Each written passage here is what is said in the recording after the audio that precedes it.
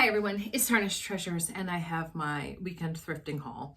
Yesterday I went to a little thrift store in a retirement community, and this is the third time that I've been. I spent $6.50 in the quarter bin of little utensils and things. I found this knife with a pearl handle and it is unattached. I could glue it back together, but actually that's what I'd like to do, is take some of the handles off. And I'm wondering if I can make little snowflakes with these. Well, actually, they'd be kind of big. Like as a Christmas ornament, I'd have to wrap them with wire, which might not look too good because I'm not too good at that. But that is my thought. I guess, ooh, in a frame, I could do that. So I could do like little sunbursts or something. Except I've been having an extremely hard time removing the handles from the blade, and this would be the ones that aren't in great shape or have like rusty blades or things like that. So that is my thought. I hope I can do it and be successful, and at least I have one to start me off. I also found a little souvenir spoon, and it is Rio de Janeiro, and a lot of times these can be sterling, and it's marked, it looks like it says like 835, which is maybe international sterling or coin silver or something like that. But it's got a really cute picture down there, and it was only a quarter. And then two scarves. This one is a Liberty of London, made in England, and I'll show you the tag. I have no clue like what year it is, but I just saw that and I said, oh, I know what this is. And it's got a very, I don't know, geometric pattern. You can see it's a little see-through. It is not fully symmetrical, and it's huge. So large scarves are $3, and this one is all cotton, so a great fabric.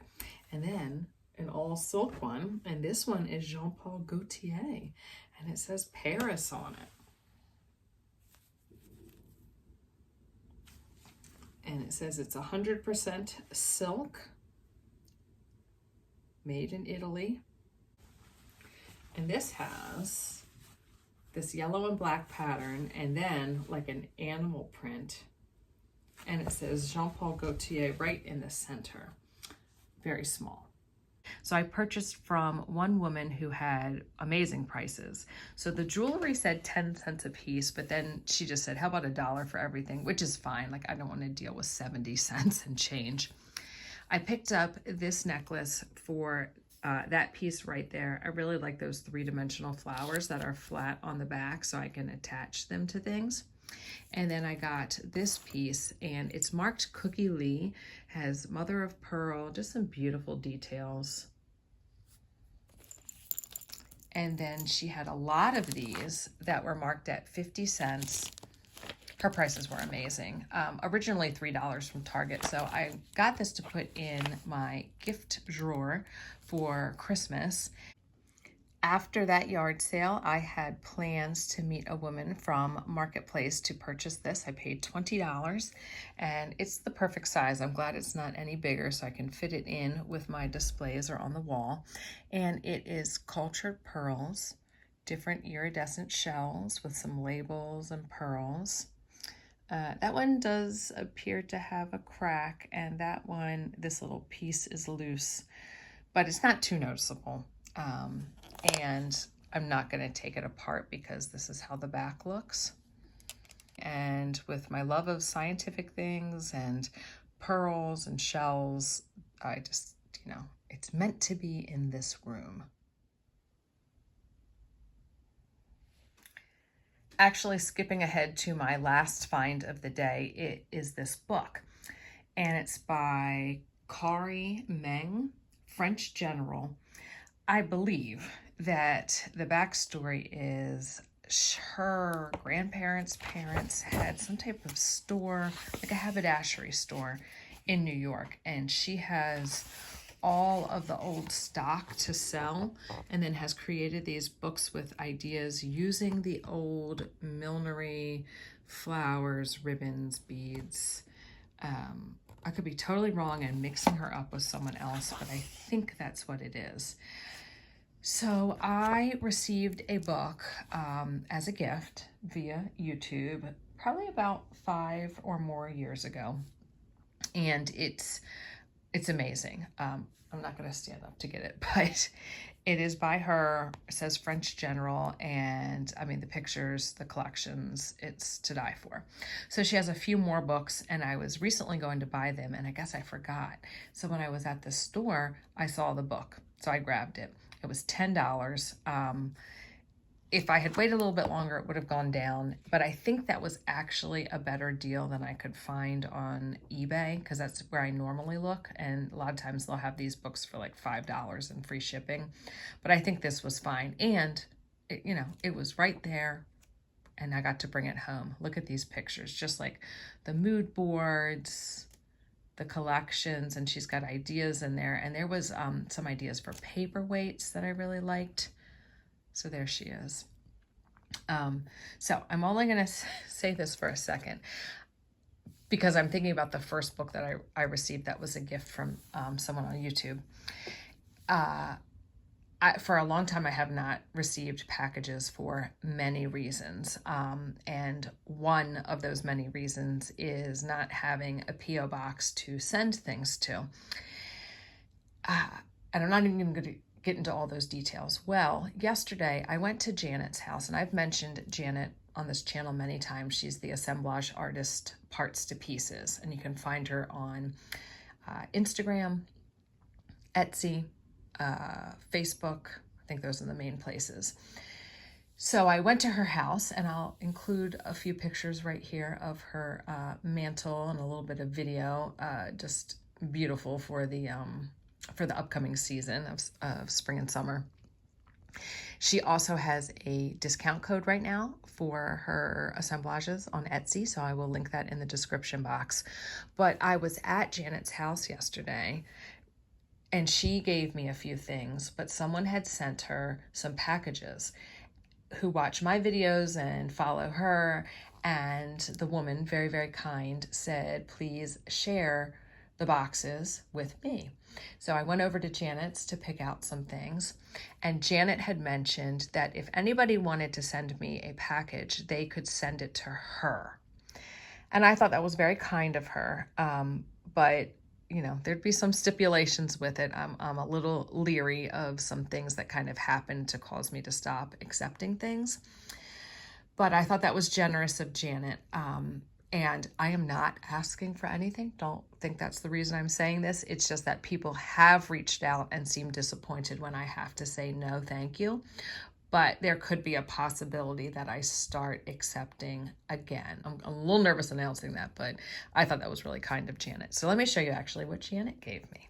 It's a McCormick seafood seasoning tin. Look at the illustrations. I love food illustrations and the fact that it's seafood and it's McCormick. So as soon as I am done filming, this is going on display in my kitchen, especially with summertime coming.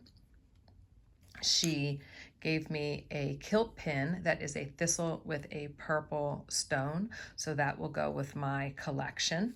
And then this awesome frame. I love it. So that's what I picked up at her house, and then all the other treasures that were sent, which I will say thank you very much to that person. I truly appreciate that. It was fun for Janet and I to go through the boxes and her to show me things, and I'd point out things that she would like. It was a nice afternoon yesterday.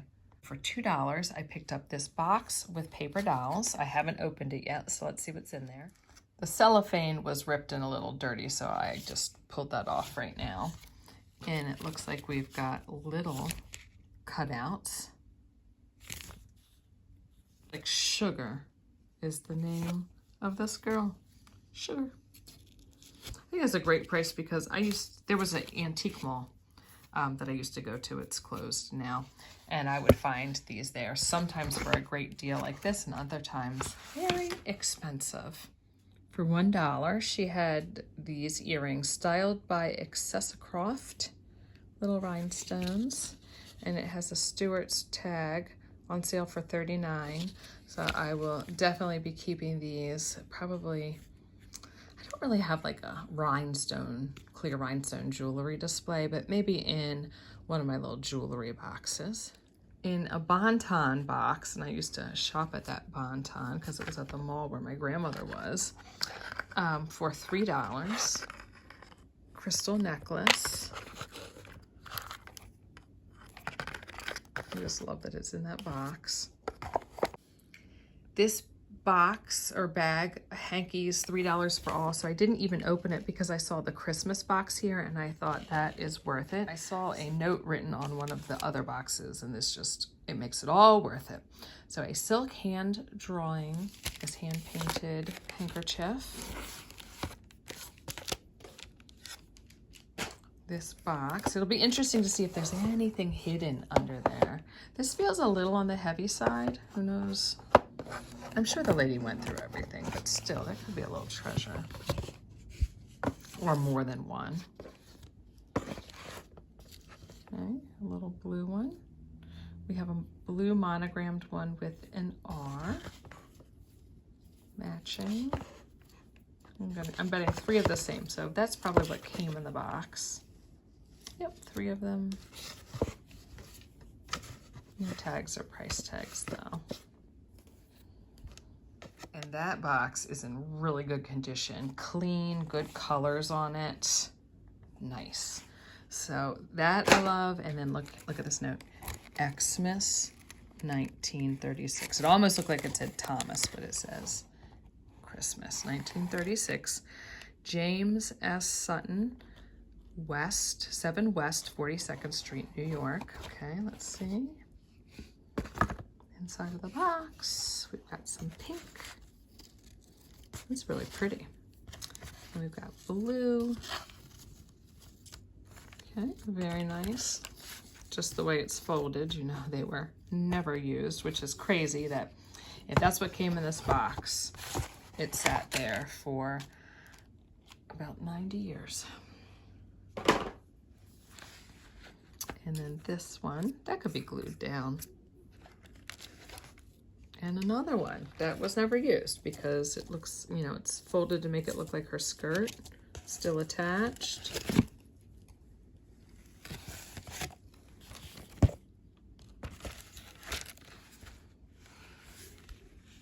No price tag or anything. Okay, nice little bag there.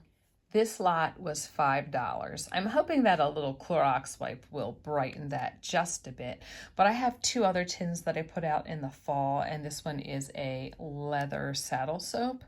And I think cleaned up, that will be nice. And look at this old pin here. Like an arrow feather through a rose, and it's teeny tiny. It's about 1/2 inch. And then there's that. But I like to craft with these. I don't know if I would turn this one into a magnet, but I definitely like, especially because it dangles, to add it to something like a little tassel. This was $2. It has a very deco look to it. He said it was gold plated or something. I don't know. I just liked that it looked deco. Paid $2 for this, which I think is a really good deal. I think is real mother of pearl. I got to clean it up. Some hand painting. That side looks great. But there is a little piece of wax paper with the makeup still there. I love it. A little, look how brand new that looks. Never used. It doesn't have a mirror. It's the kind that's the metal reflector. And I think there's another little thing. I paid $5 for this piece, and I think it's in good condition. It's hard to tell, I don't know, like, are some of them like a little on the darker side or a little on the yellow side? I don't know, but I still think it's in good enough condition, especially to pay $5 for, and it's because it's marked, and it's that German brand, which I can never remember if it's Wiss or Weiss, but it's W-E-I-S-S. And I know that's desirable. So here is the aftermath of my haul. Yeah, so that was fun discovering that flea market. Not that close to my house, but I will definitely go again, especially, you know, since summer's coming and I've got the time. So thanks for watching, everyone. Bye. I added the tin here on top of this retro cookbook. And I had pared down a lot of stuff that I had here, and now I filled it right back up.